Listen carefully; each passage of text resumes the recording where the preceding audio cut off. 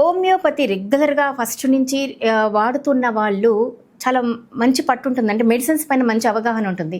వాళ్ళు ఏం చేస్తారంటే ఏ చిన్న సమస్య వచ్చినా మేడం గారు మందుల షాప్కి వెళ్ళి, హోమియోపతి మందుల షాప్కి వెళ్ళి మెడిసిన్స్ తీసుకొని వేసేసుకుంటుంటారు. అది రాంగ్ మెథడ్. మరి ఇది కరెక్ట్ అంటారా? అది రాంగ్, అసలు రాంగ్. అది హోమియోపతిలో ఎలా అంటే ఒక్కొక్క మనిషికి ఒక్కొక్క మెడిసిన్ ఉంటుంది. అది అందరికీ ఇప్పుడు జ్వరం వచ్చిన ప్రతి పేషెంట్కి పారాసిటమాల్ వేస్తారు, అవునండి. అలా ఉండదు. అందరికీ ఇప్పుడు ఒకరికి జ్వరం వచ్చి ఇంకొకరికి జ్వరం వచ్చినప్పుడు ఇద్దరికి ఎవరికి తగ్గట్టు వాళ్ళకి మెడిసిన్ అనేది కస్టమైజ్డ్ మెడిసిన్ అంటారు హోమియోపతిలో. వాళ్ళ కాన్స్టిట్యూషన్కి తగ్గట్టు వాళ్ళకి ప్రిపేర్ చేసి ఇస్తాం అప్పటికప్పుడు. Okay okay. అలా అందరికీ సేమ్ డిసీజ్ ఉన్న వాళ్ళకి సేమ్ మెడిసిన్ ఉండదు. ఎవరి కాన్స్టిట్యూషన్కి తగ్గట్టు వాళ్ళకి డిఫరెంట్, ఎవరి ఇండివిజువల్ మెడిసిన్ వాళ్ళకి ఉంటుంది.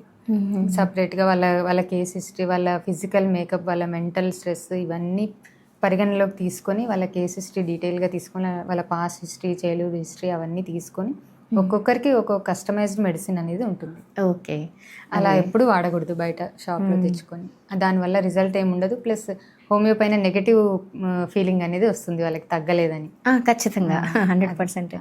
అంటే ఇప్పుడు హోమియో డాక్టర్ని కన్సల్ట్ అయ్యి వాళ్ళ ద్వారా మెడిసిన్ తీసుకుంటే వాళ్ళకి ఒక్కొక్కరికి ఒక కస్టమైజ్డ్ మెడిసిన్ ఉంటుంది. అప్పటికప్పుడు ప్రిపేర్ చేసి ఇచ్చే మెడిసిన్ అది హోమియో అనేది. ఓకే. సో ఖచ్చితంగా డాక్టర్ గారిని సంప్రదించాలి. డాక్టర్ గారి సలహా మేరకే హోమియో మెడిసిన్స్ని వాడాలి.